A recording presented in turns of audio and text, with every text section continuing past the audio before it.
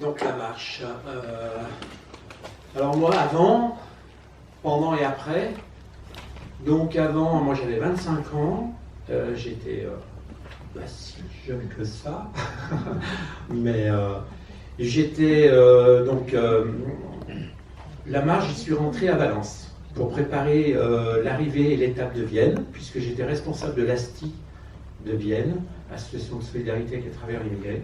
J'étais déjà un garçon très impliqué, très engagé dans des réseaux de militantisme, que ce soit en région lyonnaise ou à Vienne. Alors, responsable de l'ASTI avec M. Pégon et M. Emery, professeur d'histoire et professeur de sciences technologie, donc des grands amis. On gérait une structure en opposition avec l'Amicale des Algériens d'Europe à Vienne. Le maire, c'était Mermaz, très communautariste. Voilà. Donc on était un petit peu j'étais un peu un électron libre. Et surtout, moi, j'avais commencé, dès mon retour d'Algérie, après mon service militaire, au tout début des années 80, j'avais repris mes études à la fac de Bron. Il y avait des FAT 300, il y avait ce qui allait donner, des tas de gens allaient s'engager dans les métiers de l'audiovisuel, du journalisme. Et moi, j'ai rencontré là Zermatt Banlieue, Oumani, Jida, Farida. J'ai rencontré Steve Gadar au CLAP, Comité de liaison d'alphabétisation et de promotion. Et j'ai un petit peu comme ça la CIMAD, sachant que moi, Christian, je l'ai rencontré lors de la première grève de la faim, à la pastorale. Je l'avais rencontré, c'est-à-dire j'avais fait sa connaissance. Donc j'étais déjà très, très engagé. Je cherchais des réseaux, des espaces pour pouvoir dire et faire des choses. Alors le sujet de l'époque, c'était quand même les violences policières et sécuritaires, les crimes racistes, le racisme, les discriminations évidentes. Voilà, donc moi j'avais investi un peu tout ce qui était possible. À Vienne, c'était l'association arménienne. Voilà. Et puis l'ASTI, et à Lyon, c'était le CLAP, Zermatt Banlieue, l'organisation des concerts, je me souviens de celui de Saint-Fond. Et surtout mobiliser les jeunes des quartiers populaires, filles et garçons. Et je vais à la rencontre du groupe des marcheurs à Valence pour faire un reportage photo avec José Vieira, qui était le permanent de la FASTI, que moi je fais déjà partie de la FASTI, commission jeune. On organise déjà des événements, on essaie d'organiser, de créer des associations pour mobiliser les réseaux dans les quartiers, les réseaux. Et là, la marche, j'y rentre à Valence, j'organise la déambulation sur Vienne, je remonte sur Lyon, je vous accompagne jusqu'à Chambéry, et là, je ne pars plus, je deviens ce qu'on va appeler après un marcheur permanent. Voilà, et je deviens ensuite, effectivement, un des tout premiers porte-parole, puisque j'avais la tâche de préparer les étapes, et on m'avait donné pour mission de préparer le terrain, et de me taper le collectif jeune de Paris, ce qui ne fait pas une mince affaire. Voilà. Donc la préparation de l'arrivée ultime. Donc ça, c'est le parcours de la marche. Alors, moi, la marche, c'est une intuition, c'est le sentiment qu'on inscrivait quelque chose dans l'histoire. J'en ai vraiment eu l'intuition, l'intime conviction dès le départ qu'on faisait quelque chose d'exceptionnel. Ça a été des moments de doute, des moments de douleur, comme on l'a dit. Moi, j'ai vécu effectivement l'assassinat de Habib Grimzi. C'est pour ça que l'on a l'habitude et on pense, et je crois que l'histoire nous donne raison, c'est que la marche a payé le prix du sang, la réussite de la marche, parce que l'assassinat d'Habib Grimzi a été l'élément déclencheur au niveau de l'État français. Parce que là, on les a tous vus débarquer. On a vu Georgina Dufoy, bien évidemment, Jacques Lang, Monseigneur Lustigier, Edmond Maire. Donc on a eu une ouverture, mais en même temps de plus en plus de responsabilités. On a aussi été en phase et vraiment avec la population, avec le peuple de France, puisque tout ce qu'on entendait, on était des éponges. Nous, on recevait des tas de messages et on a porté, on a été des porteurs. Donc la marche, l'arrivée sur Paris. C'est une autre image qui m'a marqué, c'est les menaces d'attentat et le fait aussi qu'on était quand même protégés par la marée chaussée.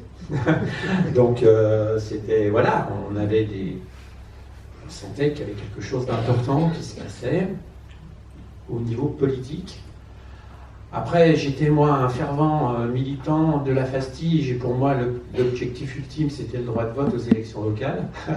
Malheureusement, c'est une des propositions qui n'a pas été retenue et voilà. Donc on a beaucoup travaillé effectivement grâce au réseau de solidarité avec les travailleurs immigrés, mais pas que. Il y avait la JOC, il y avait plein de réseaux militants, les partis politiques, certains syndicats. On a obtenu la carte de séjour pour tous. Et ça, je pense qu'on a, si on peut le dire aujourd'hui, permis à des millions de gens de vivre dans la dignité, de favoriser leur implantation sur le territoire national à travers la fusion carte de séjour, carte de travail, le droit au regroupement familial, à la vie de famille. Donc on a permis, et ça ne touchait pas que les Maghrébins et les Africains, ça touchait toutes les immigrations. Je crois qu'il y a des générations entières qui ont été... qui ont eu un moment d'espérance, et puis un acte fort, la carte de 10 ans. Voilà. Après, la sortie de la marche, moi, ça a été, on va dire, un peu moins difficile. Je suis rentré très rapidement à Vienne. On s'est tous perdus de vue, effectivement, parce que, comme tu l'as très bien dit, Christian, on n'avait pas de téléphone portable. On a gardé des liens très forts avec certains, moi, Jamel, plein d'autres, hein, on a gardé des liens, mais de militance, de réseau. Nous, sur Lyon, moi, quand je suis rentré, on s'est tout de suite attelé à l'après-marche. Pour la petite histoire, bon, SOS Racisme, c'est comme la marche, c'est pas sorti du chapeau comme un petit lapin, hein, c'est construit, pensé, orchestré, mis en œuvre, mais sur un terrain laissé libre par nos erreurs et par nos divisions. Puisque nous avons quand même organisé les assises de l'immigration à Villeurbanne et Vaux-en-Velin, les assises, et ensuite il y a eu une tentative de rattrapage à Saint-Étienne, donc que chacun prenne sa part de responsabilité. Je crois que pendant 40 ans, moi j'ai favorisé tous les sociologues, chercheurs qui sont venus me voir, toutes mes archives sont à disposition, l'ont toujours été, y compris pour des chercheurs étrangers. Les Anglais et les Américains n'ont malheureusement pas trop, se sont pas trop emparés de ça, c'est dommage. Moi, je me souviens d'une chercheuse anglaise et d'un chercheur américain qui était venu faire utiliser mes archives.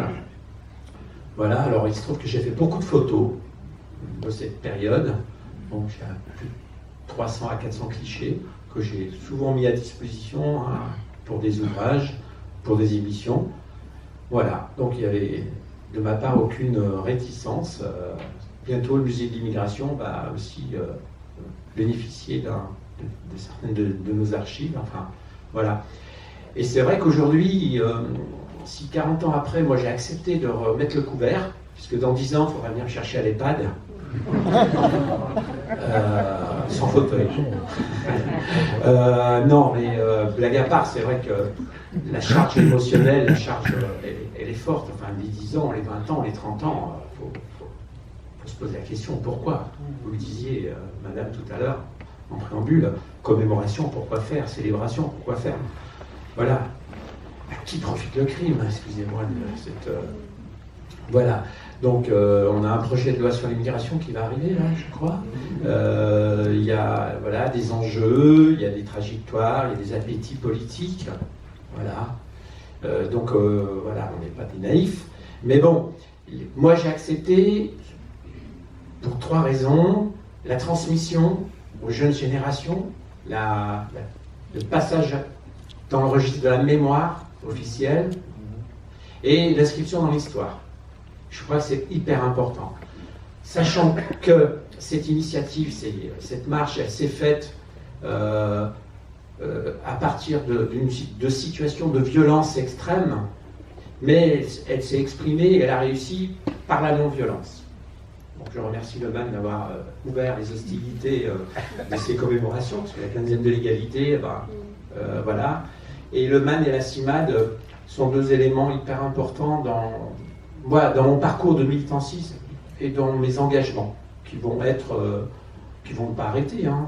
Je suis toujours très engagé, voilà, même si je joue beaucoup maintenant, j'ai enlevé le mot politique, je joue toujours, je suis plus dans le jeu politique, je suis dans le jeu tout court, professionnellement. Mais moi, les 40 ans, j'ai accepté parce que je crois qu'on a un devoir de transmission, voilà, un devoir de passage à travers nos témoignages. Hein. On n'est pas des chercheurs, on n'est pas des sociologues, on n'est pas des historiens, mais c'est important tant qu'on est là. Et moi j'ai souvenir de Bouzid qui lui a écrit le premier livre qui retraçait la marche aux éditions Sinbad et qui a fait un travail d'écriture important à l'époque. Et je pense qu'il faut qu'on continue à donner en héritage.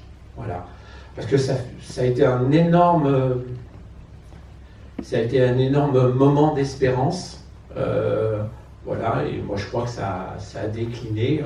La marche, ça a décliné tout mon parcours et tout mon engagement par la suite. C'est-à-dire, j'ai vraiment compris là où il fallait appuyer. Voilà. Je vais m'arrêter là.